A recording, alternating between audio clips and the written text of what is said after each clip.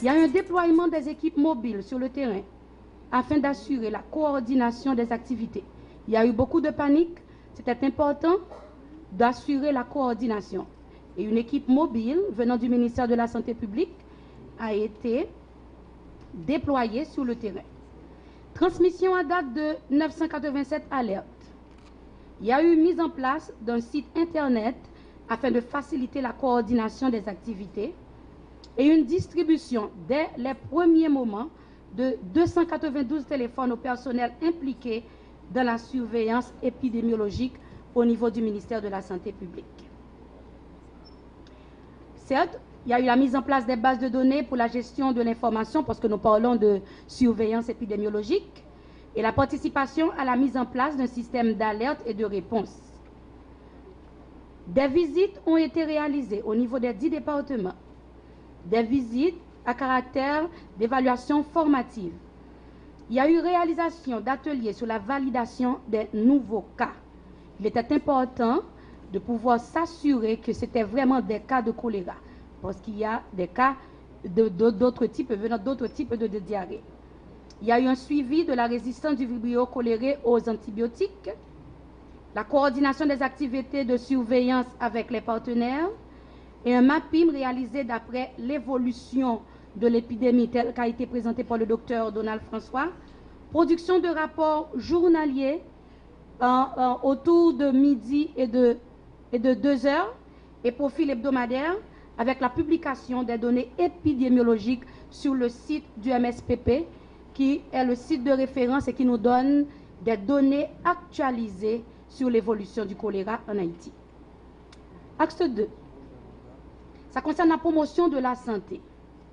Nous avons procédé à l'élaboration de documents stratégiques, tels que le cadre d'intervention en communication en réponse à l'épidémie de choléra et le protocole maintenant de désinfection appuyé par l'OPS-OMS. En octobre 2010, la communauté internationale, la coopération multilatérale et bilatérale, les ONG nationales et internationales se sont mobilisées à côté du peuple haïtien et du MSPP et des travailleurs de la santé pour répondre à l'épidémie de choléra et à partir du premier moment, à une grande partie de ces partenaires sont présents aujourd'hui dans cette commémoration.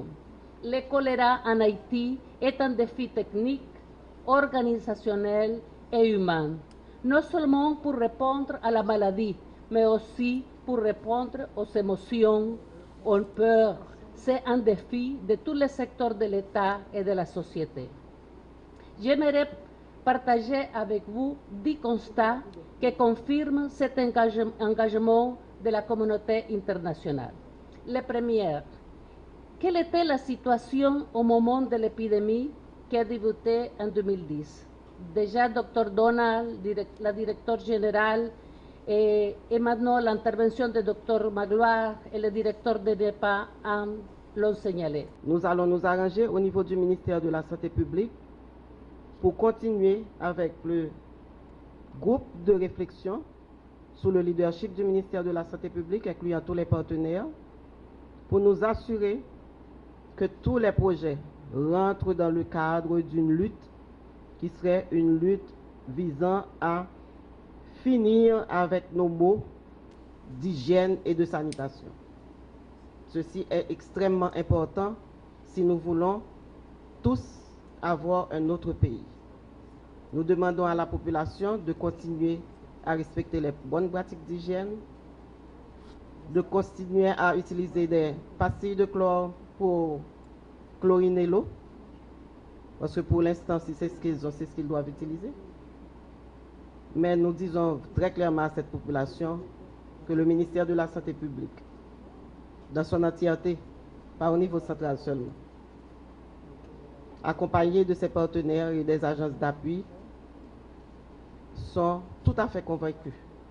Nous sommes tout à fait convaincus que nous puissions arriver effectivement à l'élimination de cette pathologie pour éviter que Haïti ne soit encore une fois, le mot n'est pas trop fort, stigmatisé, parce que nous n'avons que de choses négatives à montrer.